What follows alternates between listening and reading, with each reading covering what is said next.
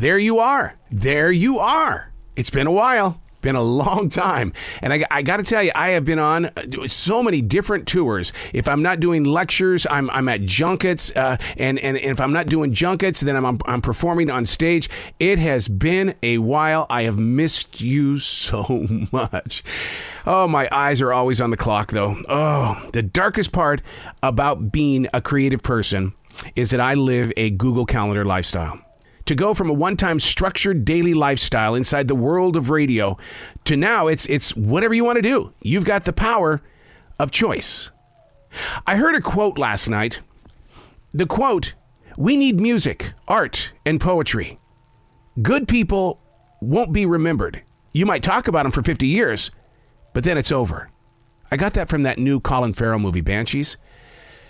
We need music, art, and poetry. Good people won't be remembered. You might talk about them for 50 years, but then it's over. It opened my eyes on living out this decision to be on this Google Calendar schedule. No matter how hard I work today, trust me, there's nobody inside the modern ranks of radio that speak of how deeply dedicated, compassionate, and passion-driven I was during my days on those towers. What I do today with interviews and or writing adds to the long-term presence of why we all have creative minds and spirits. Hey, it's Arrow. This is The Daily Mess, a chronological walk through an everyday world. Writing things out. We can talk about it all day, but we're going to forget about it. Art, music, and poetry. Do something in those areas. Put things in place. Yeah, Mike over there, he's a good guy. But that might be the last time we talk about Mike being a good guy, if you know what I mean. This is The Daily Mess. When your mind gets locked up, the goal is to reignite it, right? To send out energy. To not force feed or force that voice inside you to really kind of get out here. No, you just got to listen to everything that surrounds you. There's presence in all things during any time of your personal silence. What brought us to the lockup can come with several excuses, which cannot be used as fuel. Unlocking the block requires a sense of balance. To know what's expected, then move toward it.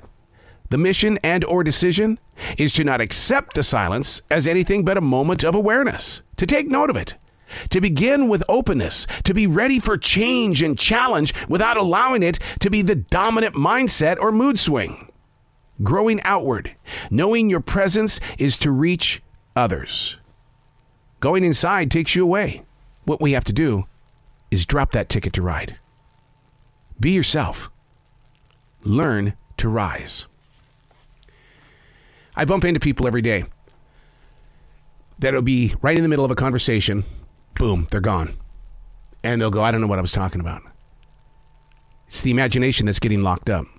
Now, professionals and many people around us will tell you that it's because there's so much going on around us that you could be having a conversation and not realize your position in that conversation. And so your mind goes a different direction and you start thinking about other things. In fact, I was just with Joel Stein. Joel Stein has a brand new podcast, This Week's Story.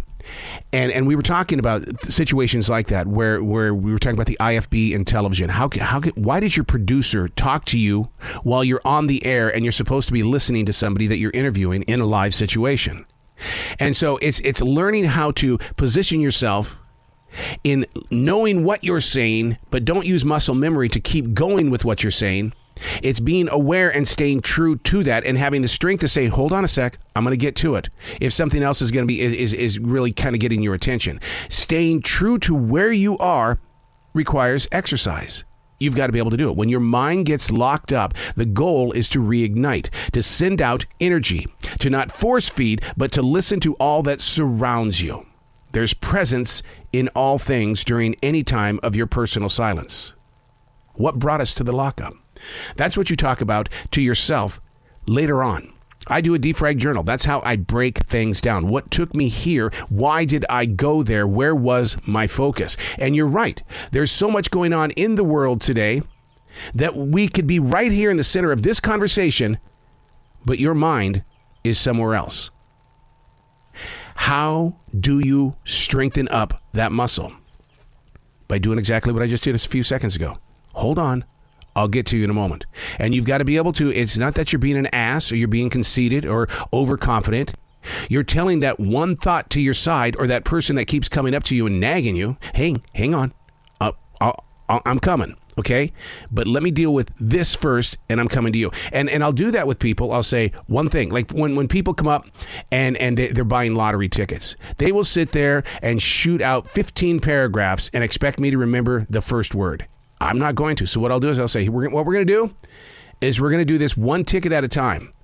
And that's how I'm going to push this button, because if I get this wrong, it comes out of my pocket. So slow down. And for a Southerner, you're talking way too damn fast, because when I came here in 85, you weren't talking that fast. So get control of what surrounds you. To listen to all that surrounds you, that is the presence of now. Staying there requires awareness. I'm Arrow, and that's the Daily Mess.